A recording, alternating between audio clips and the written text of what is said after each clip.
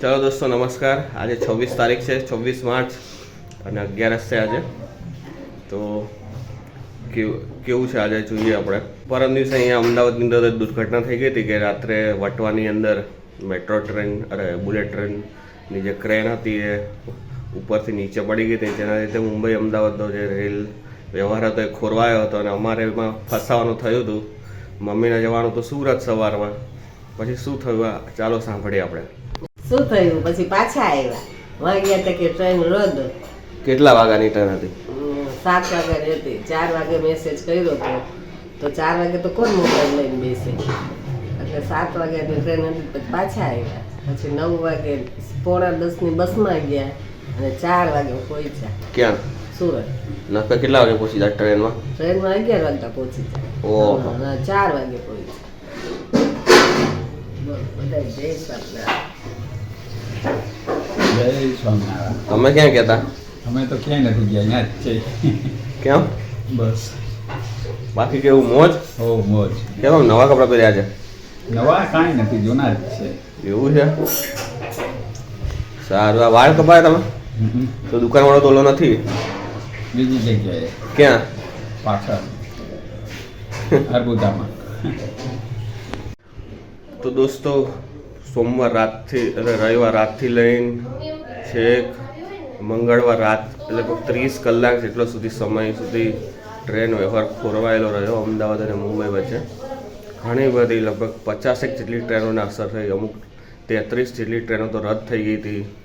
જેમાં સવારમાં Gujarat express, Karnavati, Duronto, double decker, Vande Bharat સવારની બપોરની ને નવજીવન ને આ બધી ટ્રેનો બધી કેન્સલ થયેલી. અમદાવાદ જે જામનગર તિરુનેરવેલી એક્સપ્રેસ વીકલી હતી એને ડાયવર્ટ કરી ને આવું બધું જાતના લફડાઓ થયા હતા.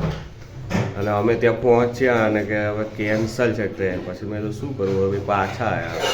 પછી રસ્તામાંથી જીએસઆરટીસીની બસમાંથી બુક કરાવી દીધેલી એપમાંથી બસ બુક. પછી બસમાં ગઈ મમ્મી. તો આ રીતે હેરાન થવાનું થયેલું. આવું તમારી સાથે થયેલું ક્યારે કે તમે ટ્રેનમાં જવાના હો, મહિનાથી ટિકિટ બુક કરી હોય, એ જ દિવસે સવારમાં મેસેજ આવે, આગલા દિવસે મેસેજ આવે? મારી જોડે તો આવું 2-3 વાર થયેલું છે, પણ જબરું થતું રહે છે. જો આજે 11 છે એટલે વેફર તળવાની તૈયારી ચાલી રહી છે. આ વેફર થોડા દિવસ પહેલાં જ અમે ઘરે બનાવેલી છે. એનો વિડીયો બીજો તમે અહીંયા જોઈ શકશો હમણાં. આ જુઓ દોસ્તો, બટાકાની છીણ બનાવી છે લોકોએ. એટલે એકદમ લાંબા પેલા ફ્રેન્ચ ફ્રાઈઝ જેવા બટાકા આવે ને એવું કરીને બાફીને સૂકી દીધા છે. 11નો ઉપવાસ આવે એમાં તળીને ખાવાની. આ ટ્રેન બંધ હતી. તમારા ઓફિસમાં કઈ અસર થઈ હતી?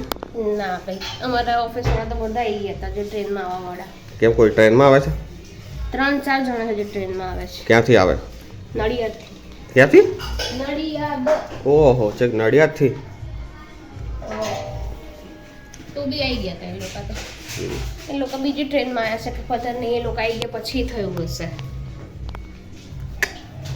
રવિવાર રાત્રે થયું હતું તો ખબર નહીં, એ લોકો તો પહોંચી ગયા હતા બસમાં આવ્યા હતા ટ્રેનમાં. ચલો દોસ્તો, હવે સાંજના 7:30 થઈ ગયા છે અને અમે ઓફિસેથી આવી ગયા છીએ. આજે તો 11 છે એટલે જમવાનું બનાવ્યું છે કે નહીં ખબર નહીં, પૂછીએ મમ્મીને. યસ બોલો. આજે આ ઉપવાસમાં શું આખો દી ખા કરવાનું? એક દિવસ પેટને વિહામો દેવાનું, ગેસ ન થાય, ગુજરાતની તકલીફ ન થાય. એટલે એક સાંજે નહીં જમવાનું. એવું એમ? હા, આખો દી બનાવ્યું છે કે નથી બનાવ્યું? બનાવ્યું જ નથી. હાલો, જય સ્વામિનારાયણ. બોલો, તમારે જમવાનું છે અત્યારે? અત્યારે શું જમવાનું? આખો દિવસ ખાતા કરવું ઉપવાસમાં. તો શું કરવાનું કહો? કાંઈ નહીં, હવે મંદિરે જવાનું છે. બરાબર. શું કર્યું આજે તમે? આજે આખો દિવસ શું કર્યું? કાંઈ નહીં, આરામ કર્યો. કે ગયા? ના, ક્યાં જાય? આખો દિવસ કામ કરીને આરામ કરીને, કામ કરીને આરામ કરીને. કઈ લીધું નવું? કાંઈ લીધું નહીં ભાઈ. રોજ શું લેવાનું હોય નવું? જીરુંની કંઈક સુગંધ આવે છે મને. જીરું સુગંધ આવે, કોકનું હપેતરું છે કે મોકલી લઈ રાખજો તો લઈ આવીને મૂકી દીધું. જીરું કેટલાનું આવે છે? જીરું 200 રૂપિયા કિલો, 250 રૂપિયા કિલો અને ધાણી 100 રૂપિયા કિલો. પાણી કઈ ખાવાની કે?